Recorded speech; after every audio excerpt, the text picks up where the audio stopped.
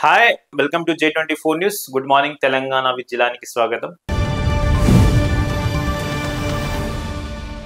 ఈ రోజు వార్తలోని ముఖ్యాంశాలు చూద్దాం. ప్రతిరోజులాగా బీసీలకు 42% రిజర్వేషన్లపై స్టేను నిలువరించండి. 50% పరిమితి నియమం తప్ప రాజ్యాంగపరమైంది కాదు. హైకోర్టు ఉత్తర్వులను సవాల్ చేసిన తెలంగాణ ప్రభుత్వం సుప్రీంకోర్టులో ఎస్ఎల్బి దాఖలు.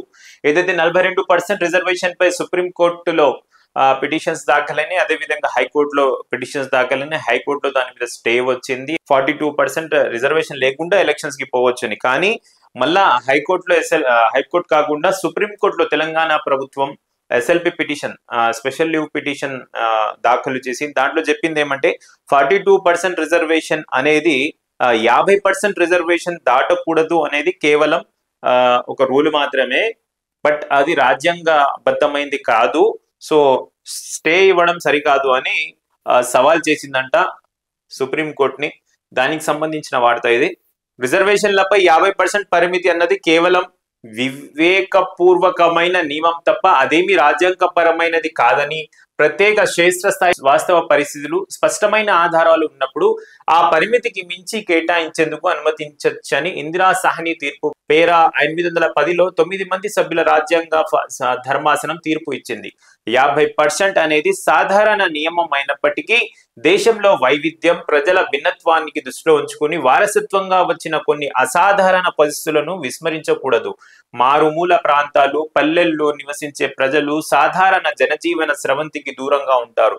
వారి పరిస్థితులను వేరుగా చూడాల్సిన అవసరం రావచ్చు. అటువంటి సందర్భాల్లో నియమాల్లో కొంత సడలింపులు ఇవ్వాల్సిన ఏర్పడవచ్చు. అలాంటి సందర్భాల్లో అత్యంత అప్రమత్తతో వ్యవహరించాలని, దాన్ని ప్రత్యేక కేసుగా పరిగణించాలని ఆ తీర్పులో కోర్టు చెప్పింది. జనహిత్ అభియాన్ కేసులో తీర్పులోని పేరా 172లోని ఎలాంటి అంశమై ఉంది.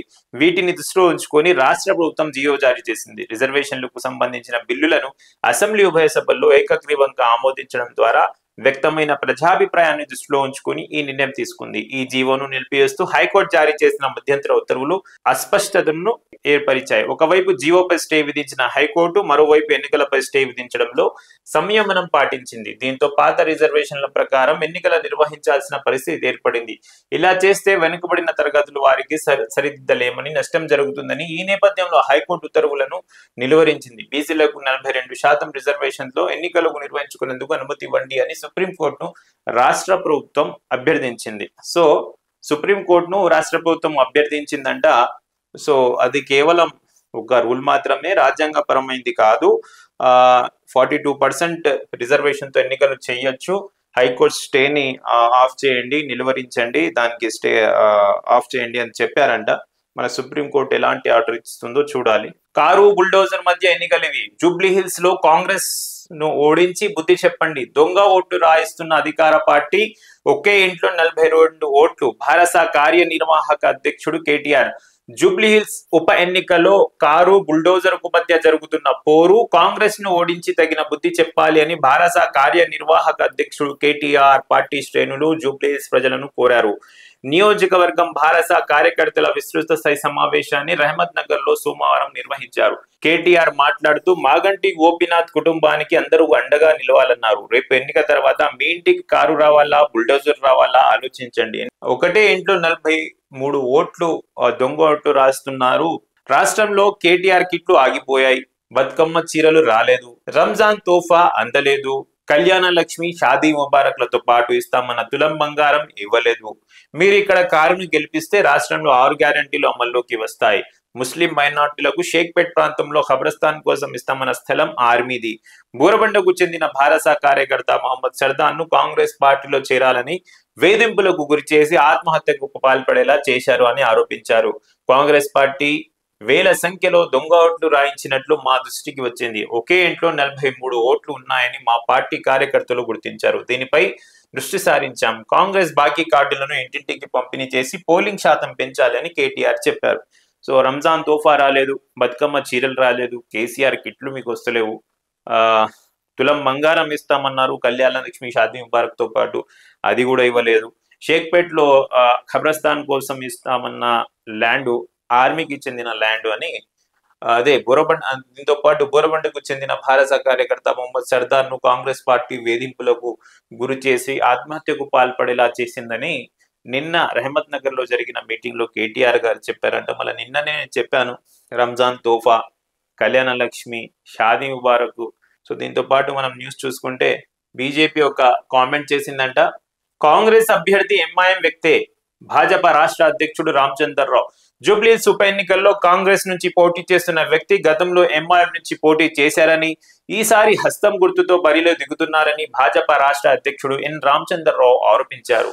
సోమవారం భాజపా రాష్ట్ర కార్యాలయంలో ఖమ్మంకు చెందిన డాక్టర్ కాసాని మారుతి, ఎన్ఆర్ఐ శశి తదితరులు భాజపాలో చేరారు.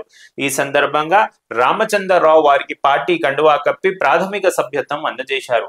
అనంతరం ఆయన మాట్లాడుతూ జూబ్లీహిల్స్ ఉప ఎన్నికపైనే అందరూ దృష్టి సారించారు. భాజపా అభ్యర్థిని మంగళవారం ప్రకటిస్తాం. ఇప్పుడున్న పరిస్థితుల్లో జూబ్లీహిల్స్ లో కాంగ్రెస్ పోటీ చేస్తుందా లేక మజ్లీస్ పోటీ చేస్తుందా అనేది తెలియడం లేదు. ఎంఐఎం మద్దతుతో కాంగ్రెస్ గెలవాలని చూస్తుంది. జూబ్లీహిల్స్ లో భాజపాను ప్రజలు గెలిపించాలని రామచంద్రరావు కోరారు. భాజపా జూబ్లీహిల్స్ ఉప ఎన్నికల్లో బీజేపీ ఇంకా అభ్యర్థిని ప్రకటించలేదండి. సో ఈ రోజు మంగళవారం ప్రకటిస్తుందంట. రామచంద్రరావు గారు BJP chief, Telangana BJP chief నిన్న చెప్పారంట మంగళవారం ప్రకటిస్తాము. అదే విధంగా జూబ్లీహిల్స్ లో కాంగ్రెస్ పోటీ చేస్తలేదు, ఎంఐఎం పోటీ చేస్తుంది.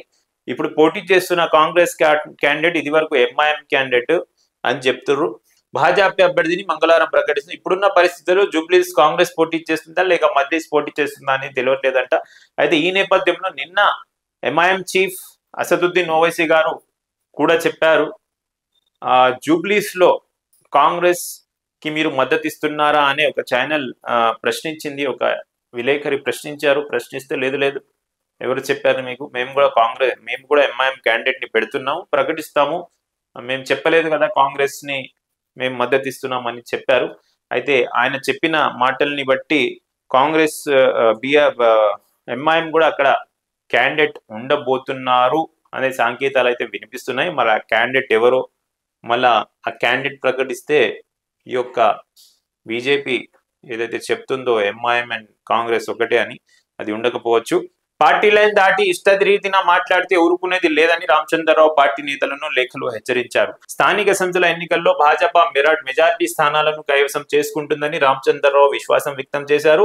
సోమవారం నాటికి పార్టీ రాష్ట్ర అధ్యక్షుడిగా బాధ్యతలు తీసుకుని 100 రోజులు పూర్తయిన సందర్భంగా ఆయన ప్రకటన విడుదల చేశారు. ఎవరైనా పార్టీ గీత దాటొద్దు, పార్టీ లిమిట్స్ లోనే ఉండాలని చెప్పారంట.